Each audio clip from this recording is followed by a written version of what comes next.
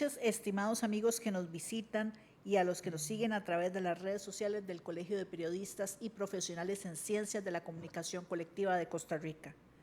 Bienvenidos al conversatorio Pensión para Todos. En esta ocasión contamos con la participación de la licenciada Cristina Rojas Rodríguez, quien estará como moderadora de esta charla. Y como invitados tenemos la participación del doctor Walter Coto Molina, autor del proyecto de ley Pensión por Consumo, al doctor Hugo Quesada Monge, máster en diplomacia, empresario y especialista en seguros, y al ingeniero Carlos Melegati Sarlo, experto en finanzas.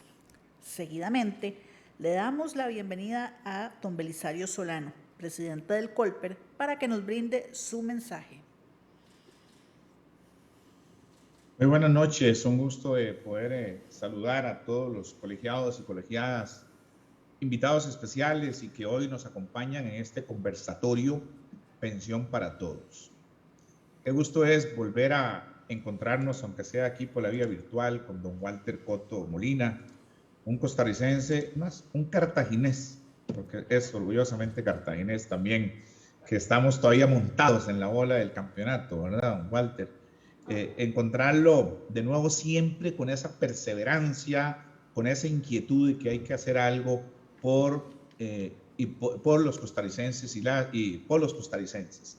Y que desde el punto de vista del retiro digno, de la vejez digna, de tener una etapa de adulto mayor en excelentes condiciones, o por lo menos en buenas condiciones, ha sido como su caballo de batalla, su bastión. Y eso es muy importante. Y justamente yo en lo personal comparto esa inquietud porque me preocupa cada vez que veo más y más profesionales en diferentes áreas que se jubilan sin tener las condiciones mínimas adecuadas para tener una situación digna. En esta ocasión, el Colegio de Periodistas y Profesionales en Ciencias de la Comunicación se complace en llevarles a todos ustedes este conversatorio, de tal manera que podamos tener hoy una visión actual del sistema de pensiones costarricenses y de cara al futuro, no solamente para nuestro gremio, sino también para todos los trabajadores. Me tocó la dicha en el año 1998-2002 ser diputado de la República y discutir y pelear la ley de protección al trabajador. Esos pilares fundamentales en los que nosotros discutíamos, tenía que sustentarse el régimen jubilatorio para los costarricenses. Y creo que es necesario hacerle ajustes a ese sistema que con gran visión de futuro tuvimos la dicha de apoyar y de llevar adelante. Gracias, don Walter Coto, don Hugo Quesada, toda una personalidad en el tema pensiones, don Carlos Melegati y doña Cristina, por aceptar esta invitación y venir hoy a hablar de este tema. Es muy importante reconocer que esto es una iniciativa de nuestra compañera vicepresidenta Patricia Gómez Pereira, quien nos motivó para poder estar hoy reunidos acá. Estamos claros de que hay una tendencia a envejecer y que la población se nos hace cada día más y más vieja, y que las condiciones de calidad de vida tienen que estarse muy pendiente en cuanto a su revisión. Así es que, don Walter, don Hugo, don Carlos, doña Cristina, muchísimas gracias por estar acá con nosotros.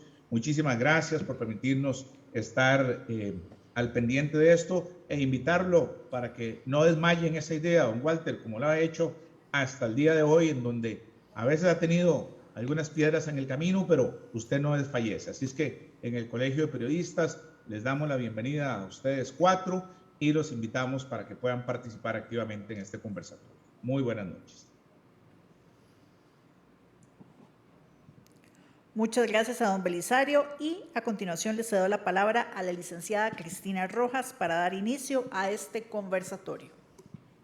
Muchas gracias a todos los panelistas que nos honran hoy. Muchas gracias a todas las personas aquí presentes y desde luego muchas gracias a todos quienes nos están observando el día de hoy a través de las redes sociales a las que llega el Colper en todo el país. Para mí es un honor participar hoy con tan distinguidos panelistas y para entrar de una vez en materia. Quisiera hacerle una pregunta a don Walter Cotto, autor y quien es la persona que ha impulsado en el ámbito nacional este interesante proyecto. Don Walter, usted está proponiendo un proyecto de ley relacionado a pensiones. La pregunta que le quiero formular es, ¿en qué se diferencia su proyecto de los regímenes de pensiones actuales? Muchas gracias, con mucho gusto. Primero, saludar a don Belisario, agradecer también a Patricia y al Colegio de Periodistas en Ciencias de la Comunicación Colectiva y a los compañeros que están conmigo, que forman parte del equipo técnico, que cuando se me ocurrió esta idea, pues de inmediato organicé un equipo con gente en la parte operativa, con gente especializada en pensiones, con gente especializada en protección social. Falta aquí un compañero que nos ha ayudado muchísimo, que es el doctor Fabio Durán, y gracias a Cristina por la moderación también de este evento, de este conversatorio. Con mucho gusto voy a tratar de establecer la diferencia. Uno de los problemas que ha existido en el mundo contemporáneo y particularmente en Costa Rica es que los sistemas que tenemos de pensiones son sistemas que están anclados sobre un paradigma que, como todo lo que está ocurriendo en el mundo, ya empieza a hacer aguas. Es el paradigma que se gestó prácticamente desde la República de Weimar en Alemania y que empezó a través del desarrollo, especialmente de la socialdemocracia, que se interesó por los regímenes de protección de los trabajadores, a desarrollarse poco a poco, utilizando tres elementos.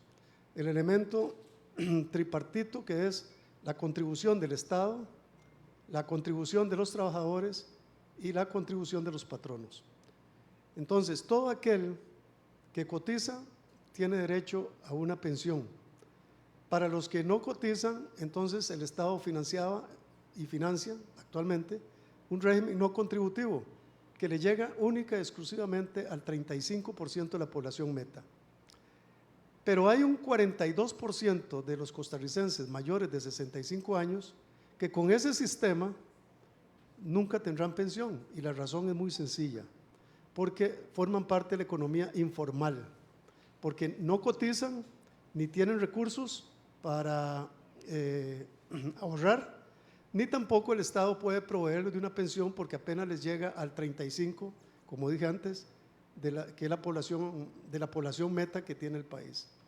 Entonces, la gran pregunta que yo me hice en un momento determinado es, ¿cómo realmente darle pensión a todos los costarricenses sin que el Estado aporte plata? Porque además, cuando el Estado dice que aporta, generalmente está moroso, ¿verdad? Sin que los trabajadores aporten, porque ya no se puede cargar más la planilla de los trabajadores, que está sobrecargada en este país, y sin que los patronos tampoco aporten, porque pues los patronos también tienen una planilla muy cargada. Entonces, ¿cómo hacer para darle pensión a todos los costarricenses? Y entonces ahí fue donde se me ocurrió este rompimiento del paradigma. Y una noche de tantas ahí en la Reserva Biológica Espinoblanco que tengo en Turrialba, que es una montaña, se me ocurrió la idea de que pensión-consumo es el paradigma para resolver el problema de darle pensión a todos los costarricenses. Y entonces descubrí que es en el consumo donde está la plata para financiar las pensiones de todos. ¿Y qué quiere decir eso? Eso lo que quiere decir es que cuando usted va a comprar un bien o un servicio y tiene que pagar el 13% del impuesto de valor agregado, un 3% de ese 13%, cada vez que usted compra, se le deposita en una cuenta individual, en una operadora de pensiones, es decir, en el sistema financiero. De manera que cuando usted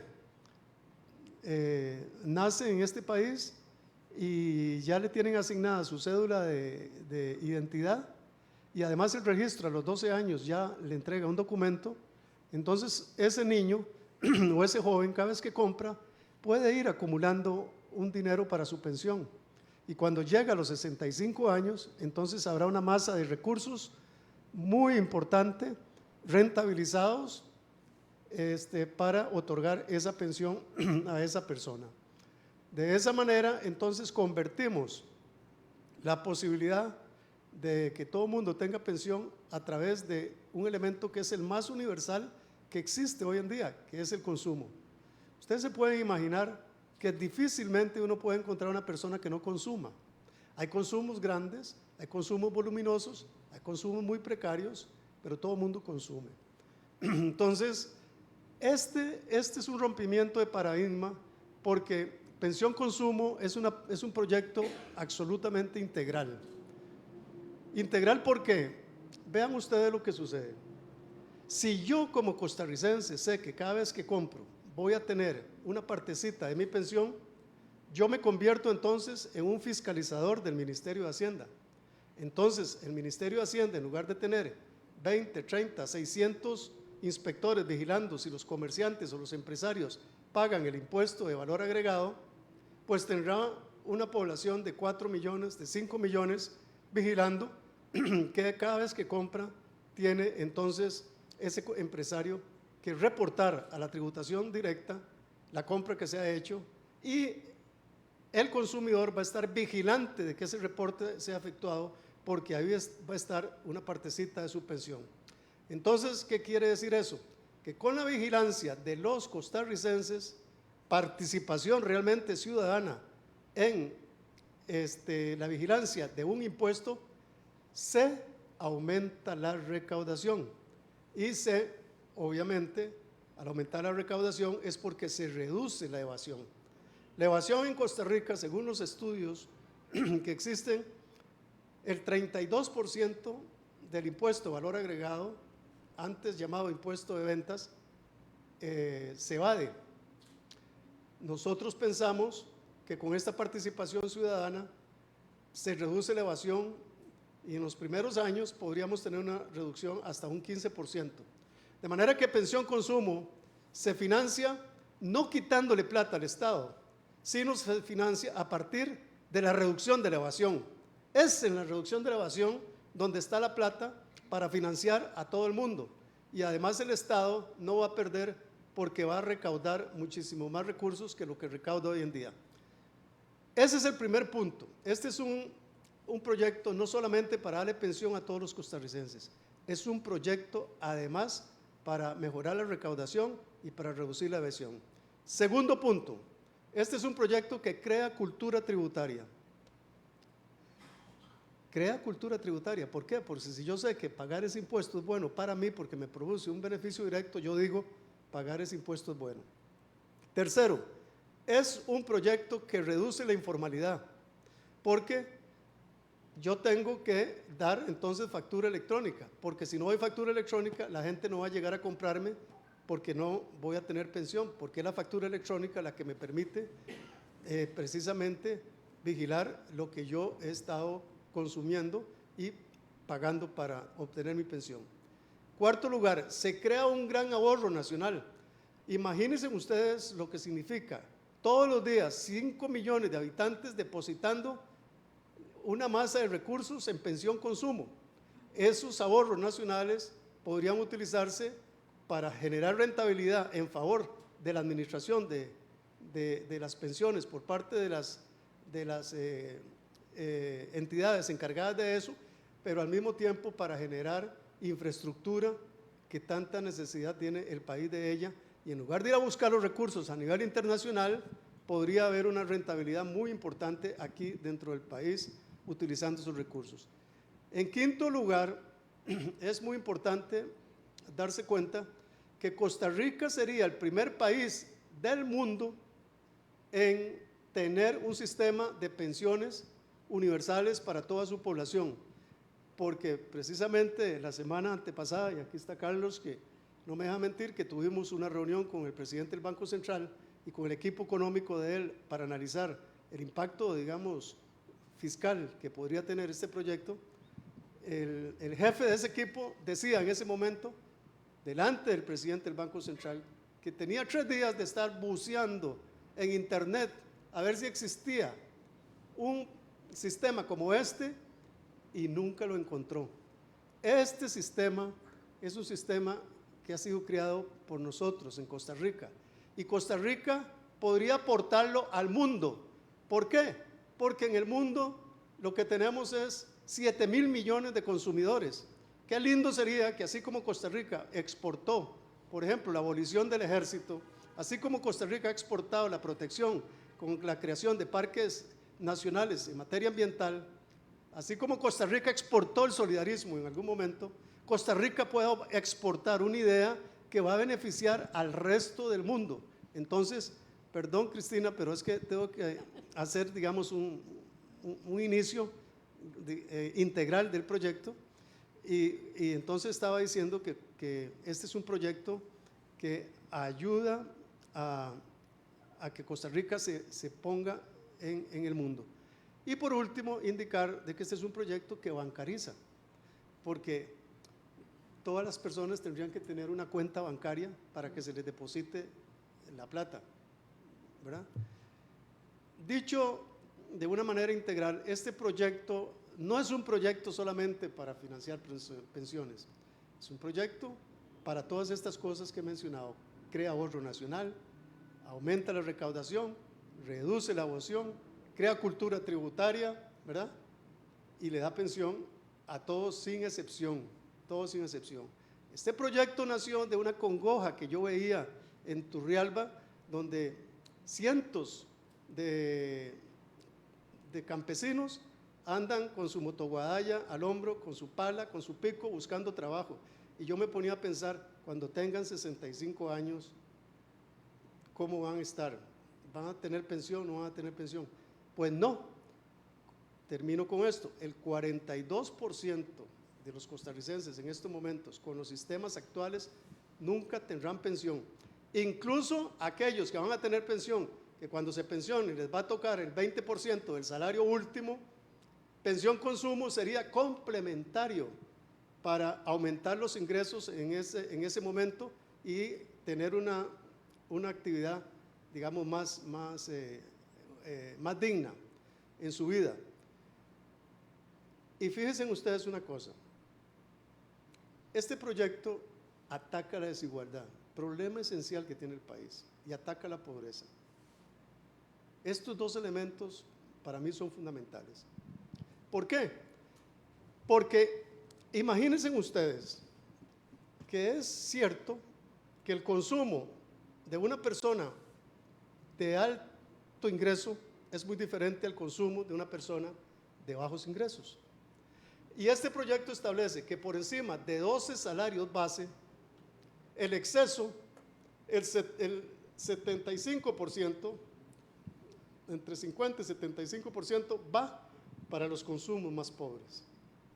Y además, los turistas que vienen a Costa Rica, que tienen que pagar el impuesto de valor agregado, que son 3 millones antes de la pandemia y ahora esperamos que vuelvan a ser 3 millones o más, como un turista que ingresa a Costa Rica no se puede pensionar, el 3% del IVA que ellos pagan va para los consumos más pobres. Y como las empresas tienen que pagar el impuesto de valor agregado y una empresa no se puede pensionar, el 1,5% de ese 3% va para los consumos más pobres y el otro 1,5% se le deja a la empresa para que siga estimulada a pagar el impuesto de ventas. De tal manera que cuando una persona de bajos ingresos, que apenas consumía 200,000 colones por mes, llega a los 65 años, va a llegar con una pensión no solo por ese consumo pobre que tuvo durante su vida, sino que a ese consumo se le suman estos valores agregados. Y nada más piensen ustedes 40 años de ingreso de turistas, pagando el 3%, depositándose en la gente más pobre, y eso entonces ayudaría a reducir la desigualdad, ayudaría a combatir la pobreza. Como ven ustedes, este es un proyecto que tiene un gran valor agregado en muchos ámbitos del quehacer nacional. Muchas gracias, don Walter. Realmente es un proyecto que lo mueve a uno porque vemos cómo se tornaría en realidad una verdadera economía social para el pueblo de Costa Rica. Don Hugo, quisiera preguntarle cómo cree usted que se pueden blindar los recursos que se conseguirían con este proyecto para evitar que se utilicen incorrectamente, y cómo visualiza usted el futuro de las pensiones en Costa Rica si se aprueba este proyecto o si no se aprueba. Buenas noches. Gracias, doña Cristina. Un saludo al colegio, a don Belisario, por este espacio. Bien lo dijo usted ahora, este proyecto emociona, este proyecto, esta idea, este concepto filosófico le llega a uno al alma. Y para que Walter no lo dice porque es demasiado humilde, hace unos 21 años exactos, que Walter me habló de esto y yo me enamoré de esta idea. Sencillamente porque vi en ella un concepto disruptivo, un concepto que sobredimensiona algo que el ser humano siempre ha deseado, que es la igualdad, la distribución de riqueza. Nuestro país, como ya lo dijo Walter y siempre que puedo lo digo, ha sido disruptivo en muchas cosas, en lo político, empezando por el desarme, el sistema de la caja, el sistema educativo, en el tema ambiental y, ¿por qué no?, ser en el tema pensiones. El proyecto de ley que ya está en la Asamblea Legislativa, que es el 21.629, reúne o concentra un montón de ideas, porque el proyecto original era mucho más grande. Esta es como la tercera versión, después de 21 años. Afortunadamente, hoy ya es proyecto de ley, proceso que costó mucho tiempo, esfuerzo. Tal vez voy a explicar un asunto que es importante decirlo. El proyecto prevé lo que llamamos la gradualidad del traspaso de ese 3% en 6 años. Una vez que arranca el proyecto, en el primer año de ese 3% se va a destinar un cuarto, o sea, 0.25, y así cada año hasta llegar al sexto año, en donde el traslado va a ser un 3% total y de ahí en adelante un 3%. Eso para que los señores de Hacienda y demás no, como decíamos en la escuela, no estrile mucho a efectos de que se va a disminuir en los ingresos del erario público. No, eso no va a suceder ni por asomo. Y tal vez ahora don Carlos nos aborda un poquito el tema. La historia moderna nos ha dado muchos ejemplos de países en donde el tema de una mala distribución social o económica lleva a los países a colapsar. Y nosotros no estamos exentos de eso, pese a que tenemos un sistema social muy avanzado comparado con otros países. Para nadie es un secreto que el sistema IBM viene padeciendo deficiencias por diferente naturaleza y que cada vez la dotación de una pensión a las personas que se van jubilando es mucho menor que la generación anterior. Así es, hoy la gente se está pensionando entre un 60 y un 65% de sus ingresos, excepto los regímenes especiales, pero lo que es IBM va cada vez menor. Efectivamente, pensión consumo es o va a ser un nuevo pilar en los pilares que ya ostenta el Sistema Nacional de Pensiones. Pero yo esperaría que pensión consumo se convierta o llegue a convertirse en un pilar cuidado, sino más importante que el propio sistema de IBM. Evidentemente, no vamos a ser ilusos, este sistema va a madurar 25, 30 años después de aprobada esa ley. No vamos a tener los efectos a 5 o 10 años, no se van a tener, pero a ese largo plazo lo vamos a tener. ¿Qué pasaría en el país si el país no adopta hoy esta medida en relación con el futuro de la población, sobre todo la gente de mayor edad? Va a suceder todo lo contrario, vamos a tener una población mayor en extrema pobreza. Y los que vienen atrás va a suceder lo mismo, porque el sistema de IBM, si no lo defendemos, si no lo sostenemos, va a ir en decadencia. Ojalá y no suceda eso. Pero el proyecto propone una alternativa, como bien lo ha sustentado Walter, real, sin costo para el usuario, consumidor, el Estado y el empresariado. Se financia, como dice Walter, de lo que hace el ser humano siempre, consumir bienes y servicios. Todos los seres humanos consumimos bienes y servicios. Alguien el otro día nos preguntó ¿y cuánto calcula uno de ustedes que va a tener una persona después de 30 o 40 años? Bueno, la regla es muy sencilla. Si todos consumimos más o menos el 95% de lo que ingresamos, generalmente consumimos una gran parte de nuestros ingresos. Digamos que la persona consume un 75% de sus ingresos en bienes y servicios. Y si gana 1 millón, bueno, va a consumir 750,000 colones mensuales. Aplíquele la regla del 3 y cárguele el 3. Ahí va a tener usted al año poco más de 200, 300,000 colones que va a ir a ese plan de pensiones. Sume eso en 30 o 40 años y aplíquele sistema de finanzas. Ahí va a tener una robusta pensión. ¿Y qué tal si el niño empieza y se le logra inculcar a los niños a partir de los 12, 15 años que ellos van a tener esa pensión a partir de los confites, los helados, las golosinas que van a ir comprando? Porque así, bien como lo dijo Walter, algo novedoso que va a salir de acá, dentro de las muchas cosas, es la cultura tributaria. La cultura tributaria es algo de lo que carece el país. ¿Por qué? Bueno, hay una serie de reticencias a lo que es la administración de tributos en este país. Malos caminos, malos servicios. Entonces, bueno, aquí se le ofrece al consumidor un beneficio directo, un atractivo directo. Todo lo que yo consume me beneficia a mí. Parece simple, pero va a ser una realidad, no es una ficción. Si fui al cine y pagué 2.500 colones por una entrada, pues lo proporcional, ese 3% va a ir a esa cuenta y de todo lo que yo consume. Por lo tanto, el evasor hormiga, que es el pequeño negocio que no da factura, tendrá que ponerse en línea. El evasor grande, con mucha más razón. Los profesionales, también. Porque yo mismo, un ciudadano medianamente consciente, no se va a negar su propio futuro a través de los ingresos que va a generar ese consumo.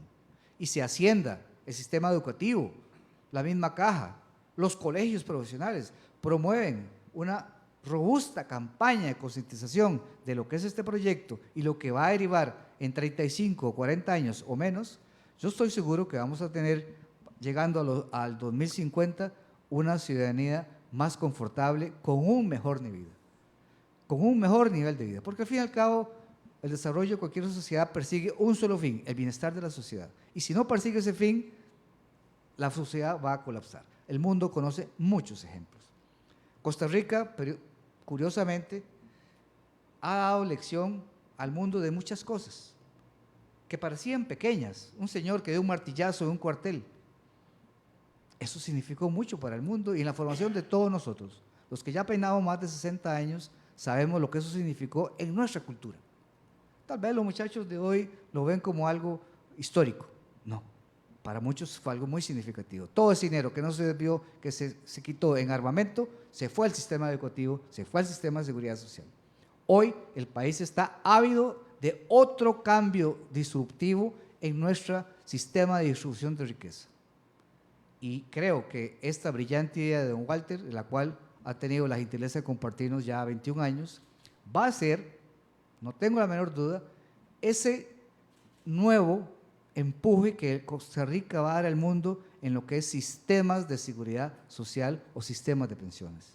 Porque aquí hay mucho que aprender. Curiosamente, increíblemente, hace 10 años que estuvimos en foros similares, el gran problema era cómo hacer el recaudo, cómo hacer todo el ligame de cuentas y demás, que se hablaba por asomo de factura electrónica y todas esas cosas. Hoy ya todo eso se ha resuelto.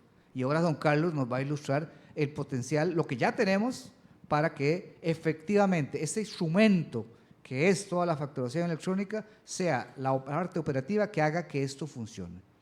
Hoy se requiere el apoyo de este proyecto, que se apruebe la Asamblea Legislativa, y aquí conmino al Colegio de Periodistas, a don Belisario, a la señora presidenta, doña Patricia, para que el colegio abiertamente se manifiesten a favor de este proyecto. Muchas Porque efectivamente tenemos que hacerlo. Muchas doña gracias, Cristina. don Hugo. Don Carlos, usted es el que nos va a explicar hoy, si nos hace usted el favor, cómo se va a operativizar este sistema, porque todos queremos conocerlo y ese es el gran secreto tecnológico que usted maneja y que todos estamos ávidos de escuchar. Por favor, adelante. Muchas gracias, doña Cristina, y gracias al colegio por invitarnos. Ahí yo traje una lámina, a ver si la podemos poner. Sí. Eso es. Ahí sí la hacemos grandecita. Ok, vamos a ver cómo se operacionaliza esto, cómo transformo consumo en pensión, ¿sí? Y entonces el consumo, ¿dónde lo encontramos? En el punto de venta, en el comercio, digamos, en la pulpería, en el supermercado, en la tienda, en la comida rápida, ahí encontramos el consumo, ¿sí? ¿Y dónde encontramos la pensión? En una cuenta individual, en una operadora de pensiones. A la par, digamos, sí, donde está la pensión obligatoria, la cuenta de pensión obligatoria, la complementaria, ahí estaría la pensión consumo. Es una cuenta en una operadora de pensiones. ¿Cómo transformamos el consumo que se da en el comercio en ahorro, digamos, en una cuenta individual? Ese es un poco, digamos, el secreto. Y entonces, bueno, ya los compañeros lo dijeron, nos vamos a apoyar en la factura electrónica. Antes, hace unos años, cuando empezó este proyecto, no se hablaba de factura, eran facturas físicas, había que llenar papeles. Por dicho, el país dio ya pasos muy importantes y ya el país cuenta con factura electrónica. ¿Cuál es la magia de la factura electrónica? Amarra elementos de información muy importantes. La factura electrónica dice quién vende, ¿sí? Tiene la identidad del que vende, tiene la identidad del que compra. Vieron que ustedes cuando van a un supermercado le dicen, ¿quiere factura electrónica? Y uno tiene que dar la identidad. Entonces ahí se amarra la identidad del vendedor con la identidad del comprador. Y amarra otro elemento importante, el monto, ¿sí? De cuánto va a ser ese consumo, ¿sí? El total, digamos, ¿cuál es el monto total? Entonces, eso ya está funcionando, por dicha, en el país. Entonces, independientemente si a mí me pagan con una transferencia, si al comercio le pagan con una transferencia, tarjetas de débito y créditos en efectivo o con cualquier otro medio de pago, lo que se genera siempre es una factura electrónica. Entonces, ahí donde Walter decía, bueno, entonces todos los consumidores, como voy a tener un beneficio, voy a pedir la factura electrónica. Entonces, va a haber esos amarres de información. Ya hoy por hoy, esa información, los comercios la envían a través de empresas de factura electrónica y toda esa información llega prácticamente en tiempo real al Ministerio de Hacienda. Entonces, el Ministerio de Hacienda, imagínense, hay una base de datos de todas las facturas electrónicas, de todas las compras que se hicieron en Costa Rica. Eso está llegando en tiempo real. Claro, no llegan todos los consumos. ¿Por qué? Porque a mí me preguntan, ¿quiere factura electrónica? No sé si a ustedes les pasa, pero digo, no, tengo que dar los datos ahí, me da pereza. Pero es diferente si yo tengo un incentivo del 3% de ese monto que estoy pagando, ¿sí? De ese impuesto que estoy pagando. Entonces, claro, yo desde ahora en adelante voy a pedir factura para absolutamente todo. Ahí es donde nos transformamos en, digamos, visores, supervisores, de que ese proceso, que esa factura efectivamente llegue al Ministerio de Hacienda. Entonces, estamos ya en el Ministerio de Hacienda, tenemos la factura electrónica, no estamos inventando nada, eso está funcionando hoy en el país. Ahora estamos esperando que estarían llegando más cantidad de facturas electrónicas. Se puede ver en la gráfica esa que tenemos ahí, a donde le hablamos registro centralizado de facturas electrónicas en el Ministerio de Hacienda. Y entonces, bueno, el proyecto va por años, el primer año 0.5, el segundo año 1% y llega a 3%, ¿sí? Y entonces lo que hay que hacer es distribuir la pensión consumo, agarrar de ese 13% que está cobrando el Ministerio de Hacienda, un 0.5 el primer año, ¿sí? Un 1% el segundo año hasta 3%, y distribuirlo ¿Y cómo se distribuye? A través de cuentas individuales en una operadora de pensiones. Entonces el Ministerio de Hacienda logra cobrar los impuestos, 13%, y agarra ese porcentaje, máximo 3% en 3 años, ¿sí? En 6 años, perdón, y lo envía a una cuenta individual.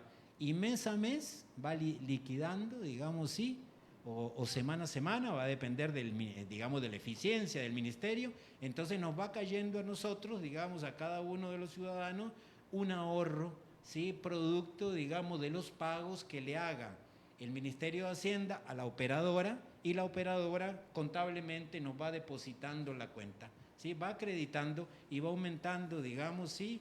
La cuenta individual de cada uno de los ciudadanos.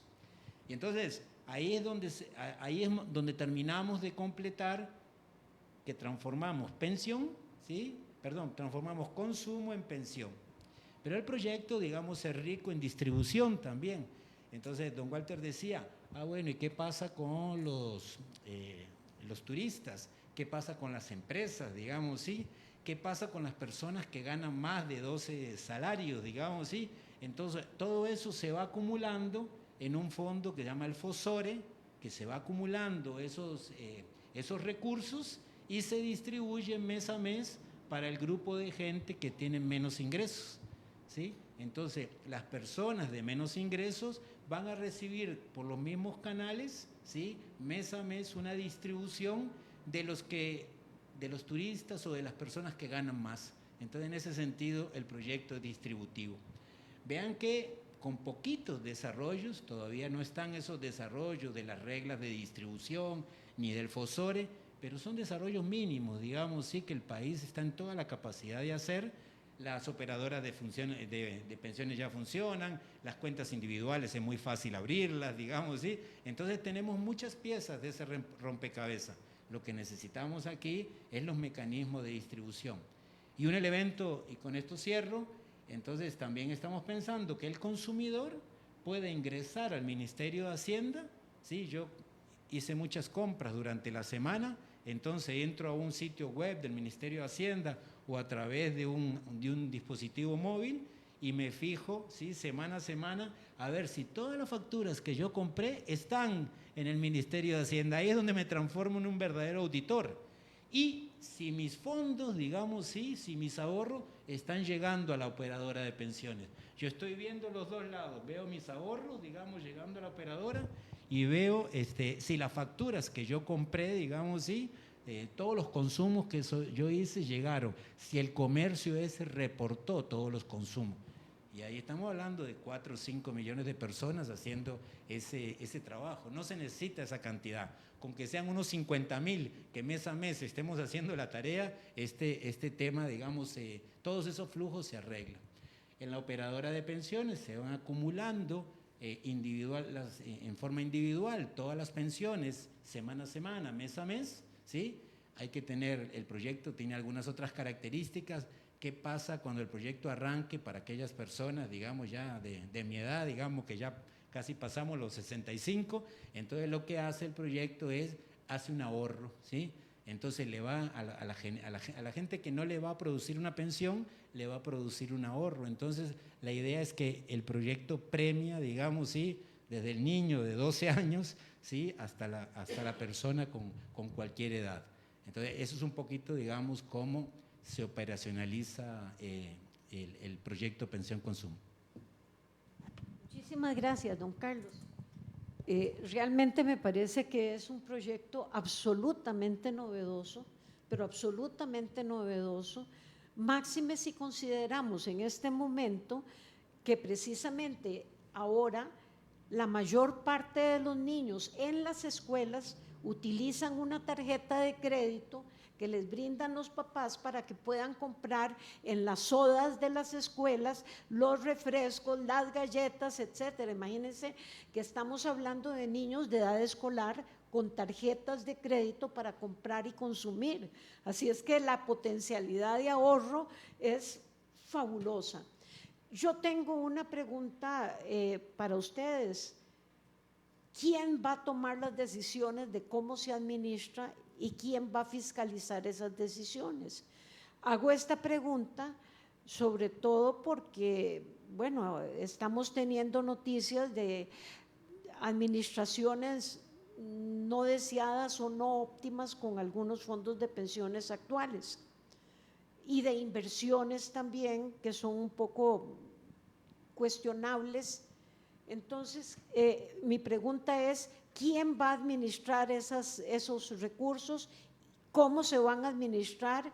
¿Y cómo se va a garantizarle al chiquito que está ahorrando desde edad escolar que efectivamente cuando él llegue a la edad de pensionarse va a poder acceder a esos recursos? Puede contestar el que quiera.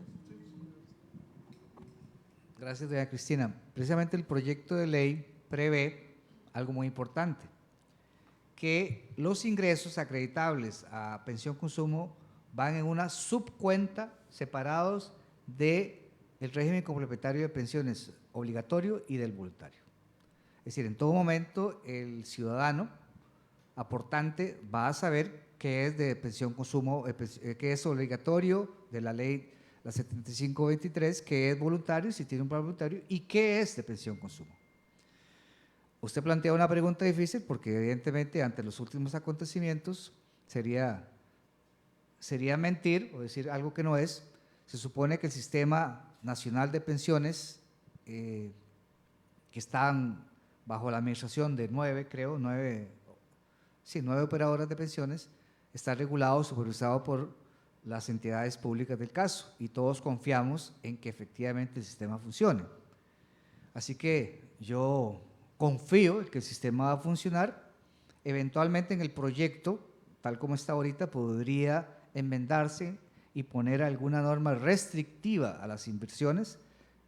Entiendo que recientemente las entidades financieras, el CONACYT, autorizó a que las operadoras de pensiones tuvieran un margen más alto en colocaciones extranjeras, creo que hasta un 25%, ¿verdad, Carlos? Por ahí la ley normaba en un 10% y lo pasó a 25% en colocaciones fuera del país. Bueno, aquí lo que usted plantea es un asunto que o se revisa, o se enmienda, o se le pone una norma más restrictiva en cuanto a las colocaciones de esos recursos en el mediano o largo plazo. En este momento, decirle en el tema de garantía es una pregunta que es de gran competencia del CONACYT o la misma SUPEN, porque son ellos los órganos competentes para regular la administración y colocaciones financieras de esos recursos. En lo que al proyecto se refiere, sí lo hace o lo define en una cuenta separada de las demás cuentas de pensiones. No sé si Walter. Sí, quisiera agregar lo siguiente. Por ejemplo, el fondo que explicó Carlos, el FOSORE, en el proyecto que fue aprobado en la Comisión de Asuntos Económicos, quedó que cada año toda esa masa de recursos que ingresa por excesos en el consumo o por los turistas o por el 1,5% de las empresas, el Ministerio de Hacienda lo debe trasladar a las cuentas individuales de las operadoras de pensiones y se establece en la normativa una serie de reglas para la administración íntegra de esos recursos, al punto de que, por ejemplo, si no se trasladan en el tiempo que está establecido en la normativa, esos recursos, entonces eso se convierte en un acto grave del funcionario que acarrea el despido. Dicho de otra manera, si hay un ministro de Hacienda que se quiere guardar esos recursos y no trasladarlos, hay una norma que está establecida en el proyecto que dice que eso sería una falta grave y acarrearía por disposición legal el despido de ese funcionario. También se establece que este sistema de pensiones estará supervisado por la SUPEN. No creímos en ningún momento necesario crear otro organismo para la supervisión de pensión consumo, porque además, bueno, los que me conocen saben que yo he venido escribiendo mucho sobre la tramitología excesiva, la burocracia, la duplicidad de funciones, etcétera, etcétera. Y si ya existe una superintendencia de entidades de pensiones, pues entonces la ley le da competencia para que ella supervise el correcto manejo y la correcta administración de estos recursos. Pero también tiene ahí penalidades por si no lo hacen. También se establece, por ejemplo, que las comisiones que cobren las entidades administradoras de pensiones serán las más bajas de todas las comisiones que cobran por la administración de otros sistemas de pensiones, ¿verdad? Por la administración, por ejemplo, del ROC o por administración incluso de pensiones voluntarias que la gente contrata. Entonces, eso para garantizar de que como este es un proyecto que pretende alivianar a la gente en sus carencias, lo lógico es que la administración sea la más baja posible, y así está establecido. De manera que esos son, digamos, resguardos que están establecidos en el proyecto de ley, porque como dice Cristina, pues sí, hay países donde han ocurrido cosas definitivamente censurables, en el caso de las inversiones que tienen que ver con la administración de las pensiones de los habitantes de esos países, incluyendo también el caso de Costa Rica. Y ahora pues deberíamos de asegurarnos que realmente esa pensión que se va a generar por el consumo de los habitantes llegue efectivamente donde tiene que llegar, ¿verdad? Y eso solo se puede hacer si hay, digamos, en el proyecto de ley normas que establezcan con rigurosidad esa administración. Efectivamente. Don Walter, ¿podría usted explicarnos a las personas presentes y a quienes nos están viendo en este momento a través de redes sociales cuál es el estado del proyecto actual en la Asamblea Legislativa? ¿En qué estado está? ¿Qué falta? ¿Qué hay que hacer para verlo hecho ley de la República? Sí, con mucho gusto. En cualquier parte del mundo, cuando hay una idea innovadora, el mundo, que es por definición conservador, y sobre todo las clases políticas, la naturaleza de la clase política, incluso de aquellos que se llaman impulsores de cambios, tiende a ser conservadora. Entonces, aquí el primer problema que tuvimos desde un principio era: pero, don Walter, ¿dónde existe ese proyecto para poder compararlo con lo que usted está proponiendo? Y yo tenía que decir, pues, aquí estamos jodidos, porque este proyecto no existe en ninguna parte del mundo, no se puede comparar. Ahora, no me diga que porque no existe en ninguna parte del mundo, es que este proyecto no sirve, porque si así hubieran pensado los hombres que han creado cosas nuevas en la ciencia, en la tecnología, en la vida política, incluso en las ciencias sociales, pues entonces no se habría podido avanzar en el mundo. Las ideas innovadoras son innovadoras porque no están en otro lado. Y entonces, esa pregunta todavía no la hacen de vez en cuando, ¿verdad? No la hacen de vez en cuando. Me parece muy buena idea, pero ¿contra qué lo comparamos? ¿Dónde funciona esto? ¿Verdad? Porque si no funciona en ninguna parte, me da miedo, dicen algunos dirigentes políticos, que se pueda usar en Costa Rica, ¿verdad? Ese ha sido el primer problema. Fíjense ustedes que una oportunidad llegó una funcionaria del Banco Interamericano de Desarrollo de Washington a mi casa justamente a que yo le diera este proyecto. Recuerdo que la señora se llamaba doña Carmen Rosés. Vino con 2 personas más. Y yo le dije, esta idea, que yo no sé cómo se le ocurren a veces estas ideas a uno, ¿verdad? Llévese el proyecto, tome, aquí están todos los elementos del proyecto. Me dice, es que nosotros tenemos en América Latina un problema con muchísimos millones de personas que no tienen pensión, especialmente en el Caribe, y nos gustaría implementar esto. Y yo le digo, ¿por qué no le hablan al gobierno y ustedes ayudan a implementarlo aquí en Costa Rica?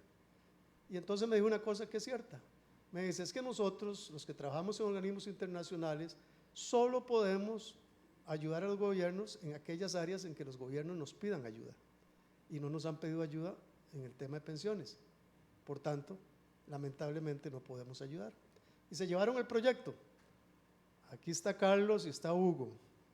En la reunión de hace 15 días en el Banco Central, recibimos información de que este proyecto, esta idea se está discutiendo en Colombia, en Chile y en Perú, creo. Y en Perú, ¿verdad? Y además tengo informes de que hay gente en China interesada en este proyecto, porque China apenas tiene 1.300 millones de consumidores, ¿verdad?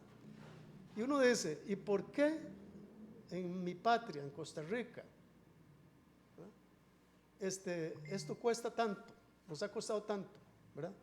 Entonces viene la otra parte, es que aquí a veces hay mucho egoísmo, ¿verdad? Entonces hay cierta gente que si cree que ellos que están en la vida política activa, ustedes saben que yo tengo más de 20 años de haberme retirado de todos los partidos, ¿verdad? Porque no creo en los partidos, ¿verdad? Creo que van a desaparecer, ¿verdad? ¿Por qué no podemos hacer esto con un alto grado de generosidad, de solidaridad? Hemos ido tocando puertas, Cristina, hemos tocado puertas. Hace un mes estuvimos con la conferencia episcopal, todos los obispos estuvieron conversando con nosotros sobre este proyecto, les agradó muchísimo, lo están debatiendo en la pastoral, incluso hasta podrían enviarlo a Roma, ¿verdad? Porque este es un proyecto para todo el mundo y es un proyecto además cristiano, es de naturaleza absolutamente social. Y más recientemente, no les voy a contar toda la historia, pero más recientemente hemos hablado con la gente del Frente Amplio, hemos hablado con gente de Liberación, hemos hablado, Patricia estuvo conmigo hablando con doña Pilar Cisneros, yo he hablado con los 2 vicepresidentes de la República, ellos me acompañaron también a esa reunión. Tenemos reuniones planeadas este mes, tanto con el agente del PUS, como también con Fabricio Alvarado. ¿Por qué? Y a eso voy para terminar. Porque ya este proyecto, felizmente, fue aprobado en la Comisión de Asuntos Económicos. Ya pasó por todas las consultas. Este es un proyecto que ustedes saben que para que algo se salga dictaminado en una comisión, se requieren consultas a Hacienda, a la SUPEN, a un montón de instituciones. Todo eso pasó y por mayoría se aprobó en la Comisión de Asuntos Económicos el proyecto. Para convertirse en ley se necesitan 29 votos. Entonces, las visitas que hemos estado haciendo a las fracciones y a los diputados y al Poder Ejecutivo nuevo, ¿verdad? Porque con el Poder Ejecutivo anterior no fue posible que lo mandaran en la agenda legislativa, a pesar de que también conversé con el presidente Alvarado, bueno, también conversé con el presidente Abel Pacheco, luego también conversé con el presidente Luis Guillermo Solís, ¿verdad? Bueno, hemos venido haciendo ese trabajo y en algún momento va a llegar a plenario para discutirse y si obtiene los 29 votos, pues entonces este es un proyecto que será aprobado.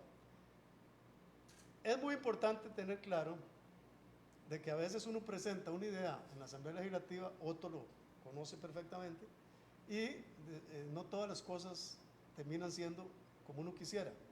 Este proyecto, a mi juicio, requiere algunas pequeñas modificaciones. Una cosa muy importante es que este proyecto, si se aprueba, debería empezar a regir un año después o 18 meses después. ¿Por qué?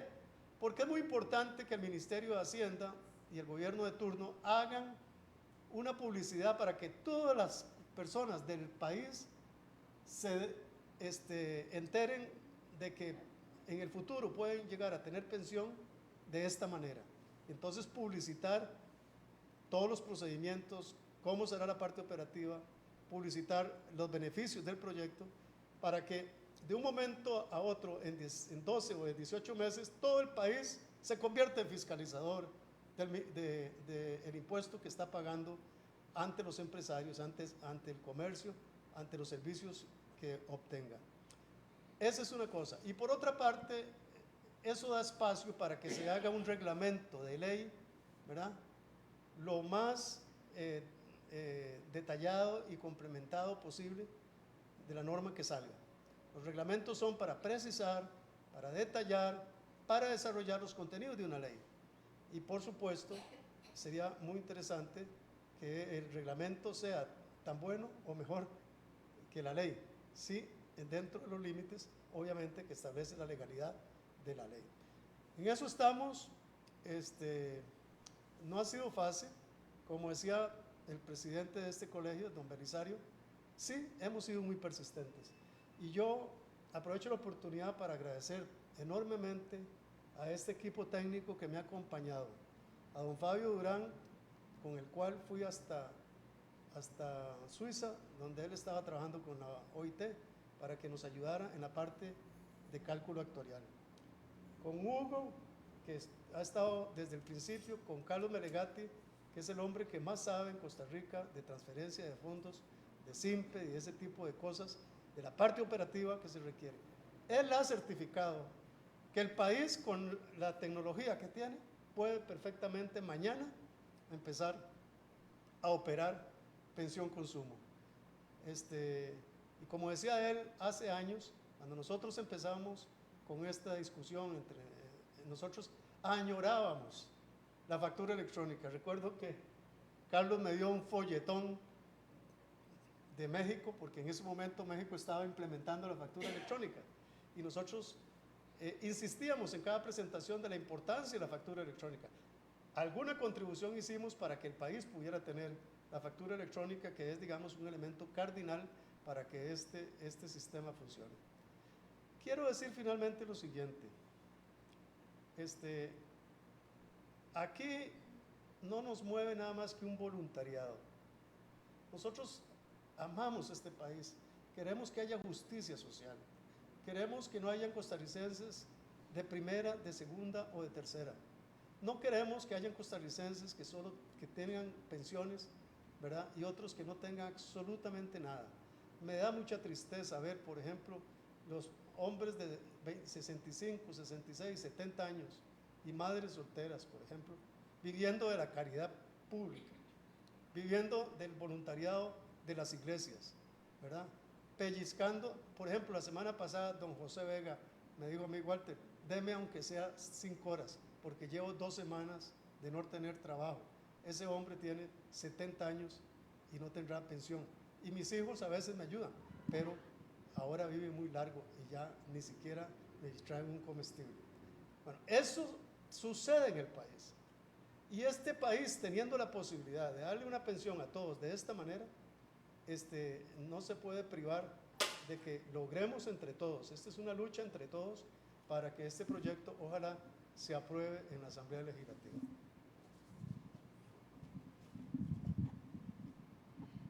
Precisamente, Walter, usted acaba de tocar uno de los temas que yo quería preguntarle a don Carlos, y es si en los sistemas actuales que utiliza el Ministerio de Hacienda, si hay que hacer muchos cambios o implementar inversiones adicionales para poder operativizar este sistema. Le agradecería su comentario, don Carlos. Sí, sí hay que trabajar, sí, pero lo más complejo ya está hecho, que es cómo se procesa la factura electrónica en Costa Rica. Ya eso usted lo ve a diario. Uno va a comprar, le piden y ya la factura se genera. Y esa factura se almacena, digamos, en el Ministerio de Hacienda. Ahora lo que necesitamos hacer son los procesos para revisar esa base de datos y decir cuánto le corresponde de pensión a cada uno de los ciudadanos, ¿sí? Es crear los mecanismos para el FOSORE, digamos, ¿sí? Ya el Ministerio de Hacienda es un usuario de los más importantes en el SIMPE, digamos, todos los esquemas de transferencia de fondos. Ya el Ministerio de Hacienda, digamos, a través del SIMPE pagamos el 100% de la planilla del Ministerio de Hacienda. Pagamos las pensiones de la caja, digamos, ya el país tiene muchos años de estar desarrollando el sistema de pago. Eso está muy resuelto. Todas las operadoras de pensiones están en el SIMPE también, ¿sí? Entonces es muy fácil poner a hablar desde la óptica de los pagos al Ministerio de Hacienda con las operadoras de pensiones. Todo eso está listo, son 20 años de trabajo, ¿sí? Ahora lo que hay que hacer es sacarle provecho a la factura electrónica, a la base de datos que está ahí, que hoy nada más sirve, y bueno, por dicha sirve, para cobrar los impuestos, para cobrar bien los impuestos. Pero ahora el Ministerio de Hacienda va a tener más facturas electrónicas, va a poder cobrar mejor los impuestos. Y entonces lo que hay que hacer son los sistemas que revisen, digamos, ¿sí?, cuántos consumo dio cada uno de nosotros y hacer los esquemas de distribución de fondos. Es relativamente sencillo, ya lo más difícil está hecho. Claro que hay que trabajar, hay que hacer una inversión, pero la inversión es mínima. Muchas gracias, don Hugo. Unas palabritas de cierre y después don Walter. Estaba pensando qué decir, doña Cristina. Y les digo esto a las personas que están presentes y los que están escuchando o viendo.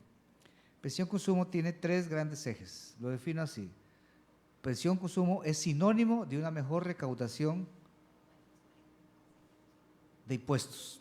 Pensión Consumo es sinónimo de una mejor redistribución de la riqueza y solidaria. Y Pensión Consumo definitivamente es sinónimo de un mejor bienestar para la población de este país. ¿Y por qué no? Pensión Consumo va a ser, espero, que mejore nuestro modelo de desarrollo por muchas generaciones. Tengo esa esperanza y como dijo Walter, esto es como una pasión. Es una pasión porque hemos creído en esta idea, estamos muy cerca que sea realidad. Habrá mucho trabajo que hacer, doña Cristina, para que se implemente y que sea funcional, pero sin duda va a marcar un hito histórico de un antes y un después. De eso no tengo duda. Y cuidado en el mundo, cuidado en el mundo. Muchas gracias, don Hugo. Antes de cerrar, don Walter, tenemos preguntas de personas que nos están viendo en línea. Entonces, cedo la palabra a doña Patricia.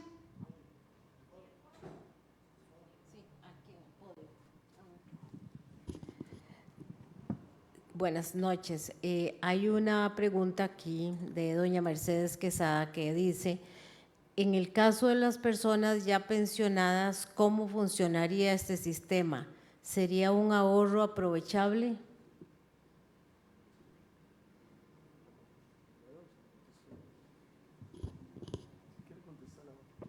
La respuesta es sencilla. La ley prevé que las personas mayores de 65 años, los dineros que ingresen a ese cuenta de pensiones se van a distribuir anualmente. La persona puede retirarlos anualmente o dejarlos ahí que crezcan y son disponibles para esa persona cada año, puede retirarlos cada año. Así está previsto en la ley. Hay otra pregunta que dice, ¿cómo beneficiaría a las personas extranjeras que vivan o trabajan en Costa Rica? ¿Cómo funcionaría esto en relación patrono o servicios profesionales? Vamos a ver, aquí si le entiendo, el extranjero que llega como turista no va a disfrutar de ese 3%, sino que ese 3% va al FOSORE o Fondo Solidario que se va a distribuir entre los demás. Debo entender que si un extranjero se nacionaliza o tiene un estatus el cual le permite ingresar al sistema de seguridad social, por lo tanto, tendrá los beneficios del sistema. Cada caso será particular. No, aquí, bueno, la pregunta es a los extranjeros que viven y trabajan en el país, ¿cómo funcionaría para ellos? Si están registrados y trabajan, están registrados en el sistema de seguridad social, entonces serán cubiertos por dichos beneficios. ¿Y si fuera por servicios profesionales? No sé, Walter, ¿me ayudas? Sí, el artículo 2 del proyecto dice claramente que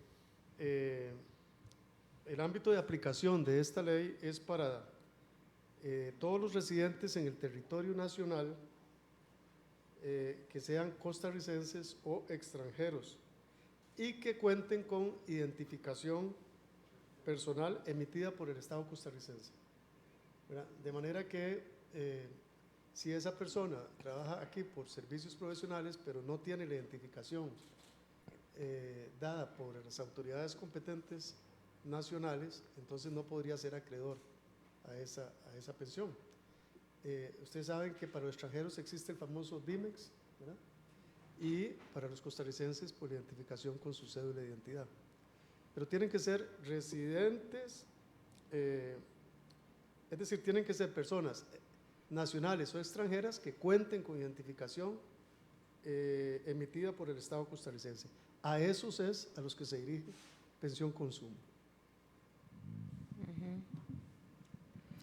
Bueno, no, luego hay varias preguntas, pero aquí resumiendo, en una, don Marvin Hidalgo dice que quién llevaría el manejo y la administración de estos fondos, que yo creo que ya don Carlos Melegatti, ¿verdad?, explicó un poco, que sería el Ministerio de Hacienda. El señor lo que dice es que,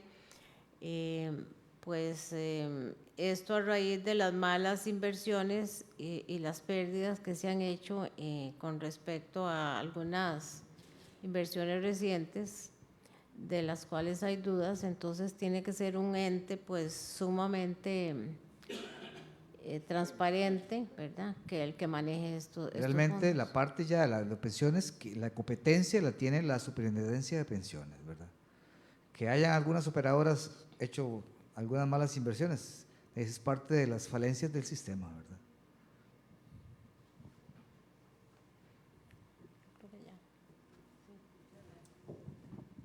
Bueno, don Walter, entonces unas palabritas de cierre para todos nuestros escuchas. Sí, primero muchas gracias por esta oportunidad de que podamos transmitir al país a través de este colegio y a los agremiados que lo componen este proyecto de pensión consumo. Quisiera decir de que nosotros hemos hecho ejercicios financieros, ¿verdad? Hemos trabajado en la brecha fiscal que tiene este proyecto y tenemos conclusiones alrededor de eso, de que es un proyecto. Es más, aquí tengo un informe de una persona competente sobre esta materia que tiene una serie de cuadros sobre la transferencia gradual de los 3 puntos de pensión consumo durante los 6 años.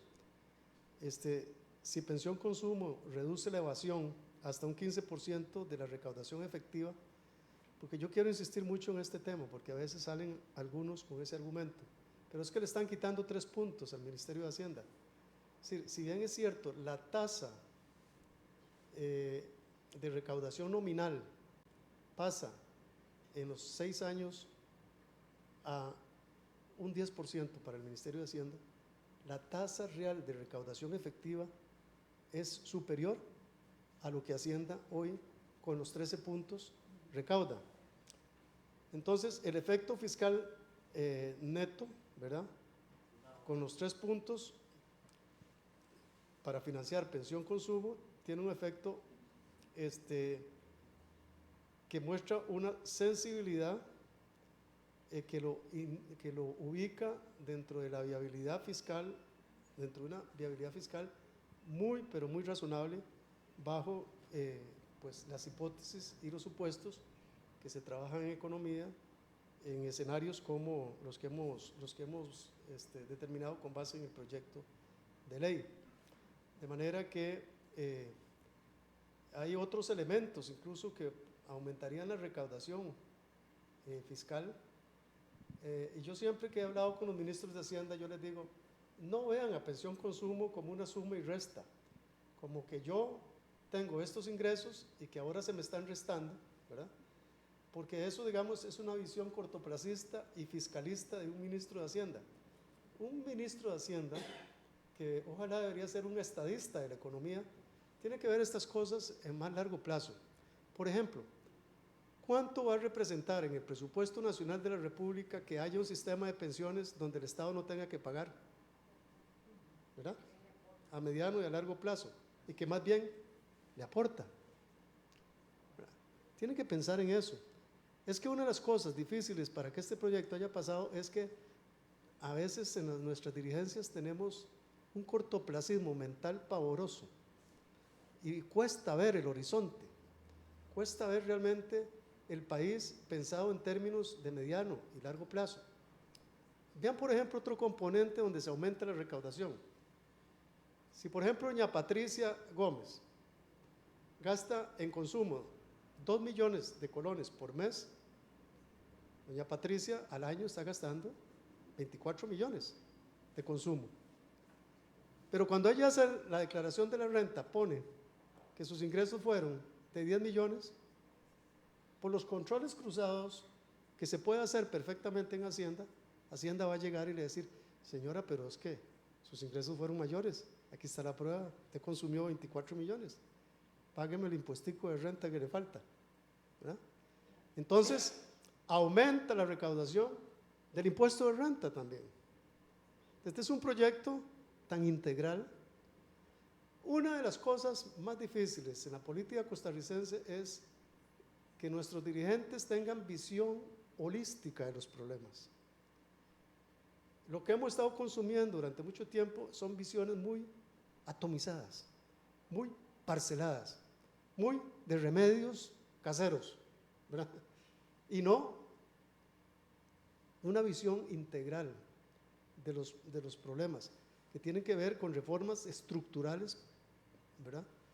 Estructurales por profundas. Entonces, este es un proyecto de esa naturaleza.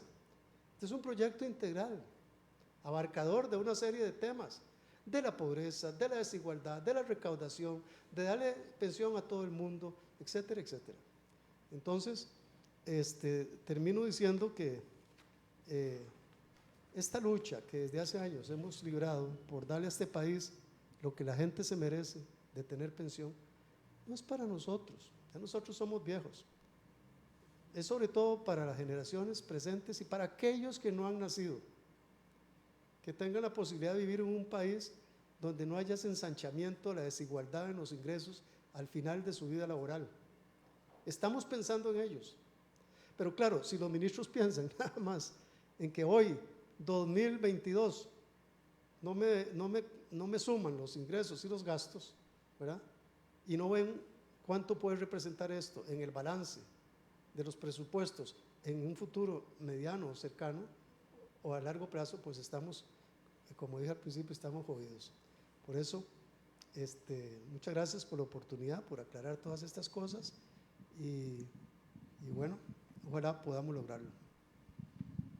En nombre del Colegio de Profesionales en las Ciencias de la Comunicación y el Colegio de Periodistas y en el mío propio, quiero agradecerle a nuestros panelistas, a don Walter, a don Hugo y a don Carlos, y a todos ustedes que han tenido la amabilidad de estar aquí presentes o de vernos a través de las redes sociales.